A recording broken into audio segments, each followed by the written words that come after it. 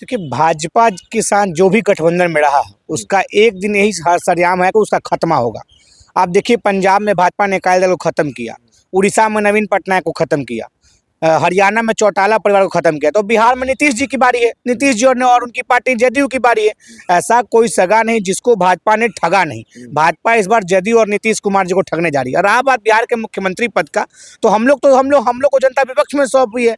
हम लोग पूरी मजबूती से विपक्ष की भूमिका अदा कर रहे हैं। चाहे जो मुख्यमंत्री बने, हम लोग सवाल करेंगे कि 2 लाख रुपए महिलाओं को कब मिलेगा, बिहार में 25 चीनी मिल कब खुलेगी, चाहे जिसको मुख्यमंत्री बनाते रहे।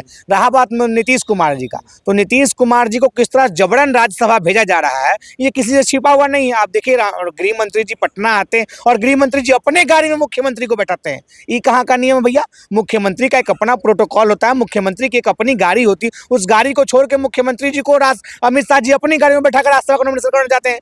कहीं ना कहीं अमित शाह जी ने माननीय मुख्यमंत्री को पूरी तरह से हाईजेक कर लिया है। मुख्यमंत्री को अमित शाह जी हाईजेक किए हैं और कुछ भूंजा पार्टी के लोग जदयू को हाईजेक कर लिए। और वो भूंजा पार्टी का इतिहास निकालिएगा तो सारे के सारे बीजेपी से आए हुए हैं। बिहार। नमस्कार, आप देख रहे हैं 4 PM और मैं हूं अभिषेक मिश्रा।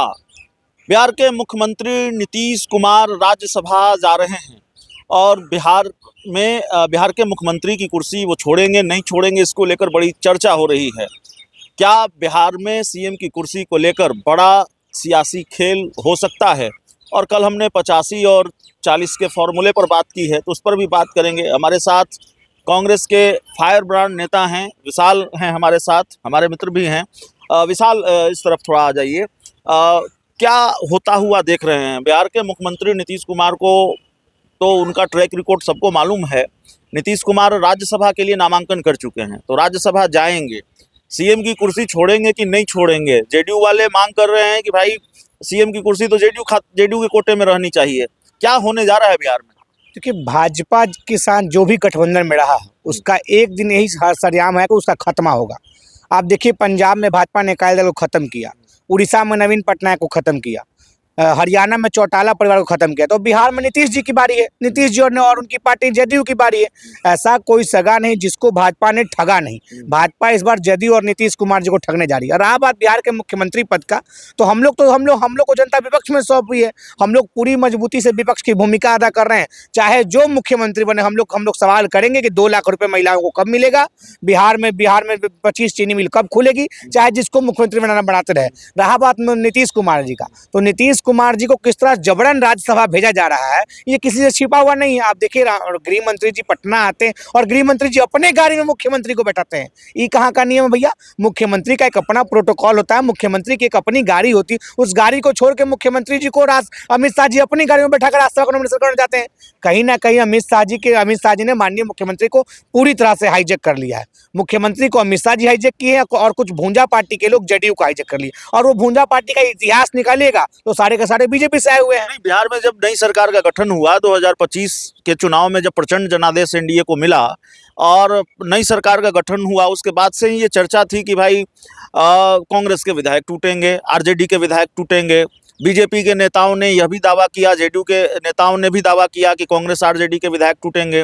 किसी नेता ने यह भी कहा, एनडीए के एक नेता ने, बड़े नेता ने, कि 25 के 25 विधायक आरजेडी के टूट जाएंगे। ना आरजेडी टूटी, ना कांग्रेस टूटी। यहाँ तो नीतीश कुमार के हाथ से कुर्सी जा रही है। देखिए, कहना कुछ इस तरह है, एक हम आज जिस विधायक का आप बात करें कि 25 का 25, आप कभी संभव है तेजस्वी जी कभी अपनी पार्टी को छोड़ चले जाएंगे? और कांग्रेस पार्टी का 6 का 6 विधायक पूरी मजबूती से महागठबंधन के साथ है। आप देखिएगा 16 तारीख को जब राज्यसभा का चुनाव होगा, तो जब एनडीए का 5वां सीट हम छीनेंगे उनसे, तब उनको खलबली मचेगा। खलबली तो है एनडीए वालों में। महागठबंधन पूरी मजबूती से चुनाव लड़ रही है। और रहा बात महागठबंधन की एकजुटता का, तो अब देखिए, हमारा कल ही बैठक हुआ था, हमारे सभी विधायक तेजस्वी जी के आवास पर मौजूद थे। पूछिए एनडीए वाले से, कुछ लोग आए थे, कुछ लोग लापता थे। उस 16 तारीख को पता चल जाएगा। लेकिन कुछ लोग मंत्री बनने के लिए, मुख्यमंत्री बनने के लिए उलूल जुलूल बयान देते रहते हैं। वैसे लोगों पर ध्यान देने की आवश्यकता नहीं है। महागठबंधन पूरी मजबूती से एकजुट है। और रहा बात नीतीश कुमार जी का कुर्सी छीनने का, तो भाजपा ने सफल हो गया। और कभी समाजवादी सोच के लोग, बिहार की जनता नीतीश कुमार को माफ नहीं करेगा। नीतीश कुमार जी ने जीते जीते बिहार में भाजपा का मुख्यमंत्री बना दिया। ये नीतीश कुमार जी के राजनीति का सबसे अंतिम कील साबित होगा। नहीं, बना दिया है कि अभी कोई गुंजाइश बाकी है? नहीं, कोई गुंजाइश नहीं है। नीतीश कुमार जी वैसे उस स्थिति में है नहीं कि भाजपा के साथ वो कुछ कर नहीं, पाए। आपके पास भी 40 विधायक हैं, उनके पास 85 हम- हैं, हम तो- 125 का आंकड़ा होता है, बन सकती है हम सरकार। तो शुरू से कह रहे हैं, जो लोग भाजपा और तानाशाही हुकूमत से लड़ने का लड़ना चाहते हैं, हम उनके लिए अपना दरवाजा खोल कर रखे हुए हैं।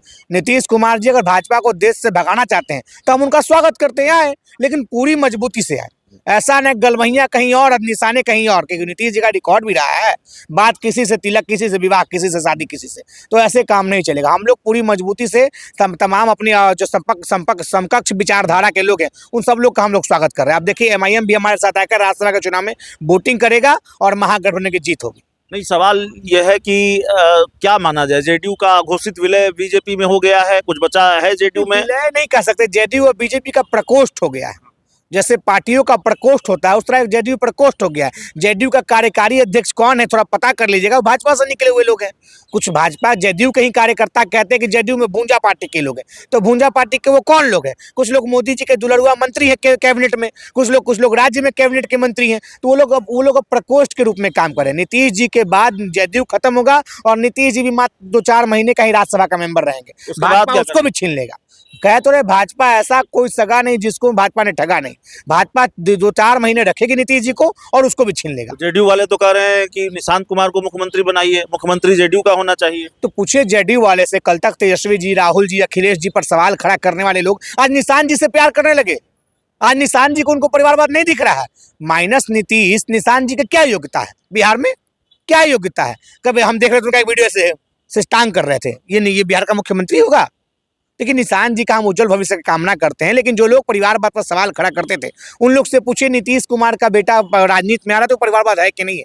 माननीय प्रधानमंत्री जी ने कहा था देश के लाल किला से कि परिवारवाद देश के लिए दीमक है, तो निशांत कुमार भी बिहार के लिए दीमक होंगे।